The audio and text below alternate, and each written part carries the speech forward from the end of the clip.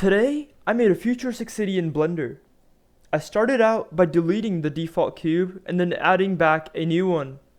After this, I started editing cubes so to make the buildings for the futuristic city. The ledges that you see sticking out of the buildings are not only there to look cool, but they are also meant as tunnels for flying cars.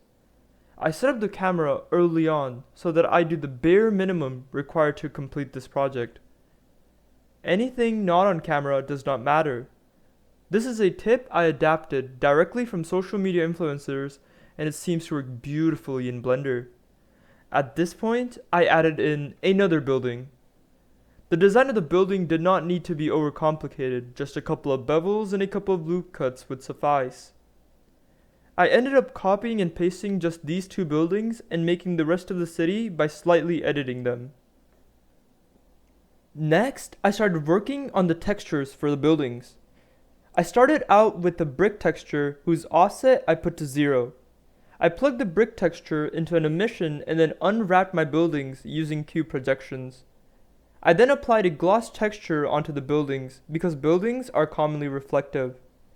I used a color ramp to directly control the color of the windows, and it started to look pretty good. However, upon reviewing real buildings and a nighttime environment, I realized that my texture is trash. I told myself that a real artist does not use images as textures, a real artist does it 100% through nodes. But after working on this singular texture for over 2 hours, I realized that I simply want death by nodes. At this point of my journey, my Blender crashed.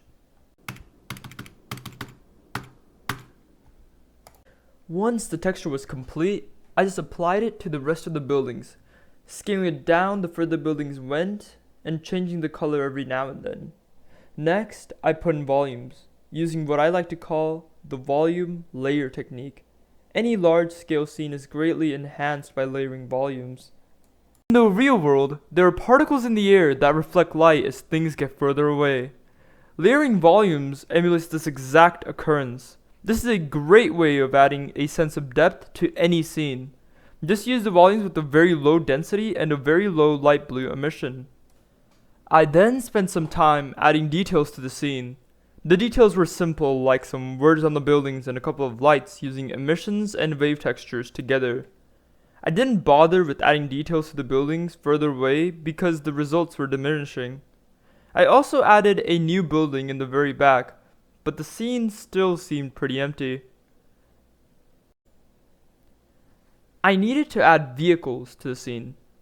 I didn't have a specific idea in mind when making these vehicles, so I aimlessly edited away hoping something cool would be created. I didn't need to detail the vehicles too much since they weren't really going to be seen anyway due to their size. At this point, I was done adding the vehicles and ready to render, but it would take 1.5 hours just to render a single frame. So I decided to render using only 64 samples, and here is the result.